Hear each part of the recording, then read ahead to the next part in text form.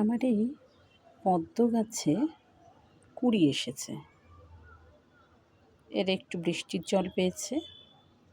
বৃষ্টির জল পেয়ে তারা তো আনন্দে কুঁড়ি দিয়েছে, কিন্তু এখন এই রৌদ্রে এদের পাতাও কিন্তু পুড়ে যাচ্ছে। তবে এই কটা ফুল এসছে, তো এদের যথেষ্ট পরিমাণে খাবার দেওয়া হচ্ছে, অর্থাৎ সার দিচ্ছি। তো দেখা যাক, আর 2-3 দিনেই এই পদ্ম ফুটে যাবে, অর্থাৎ এই জলপদ্ম ফুটে যাবে।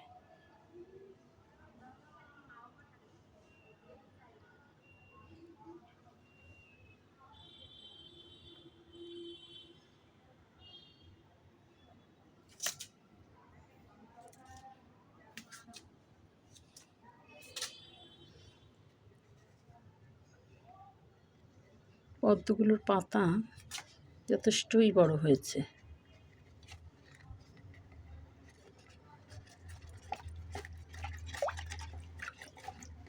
আমার এই পদ্ম পুকুরে আবার ছোট ছোট পদ্মের মাছও আছে।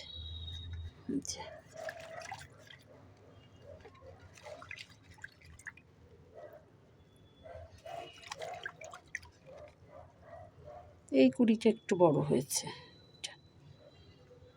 আশা করি আর 2-3 দিনের মধ্যেই ফুটে যাবে।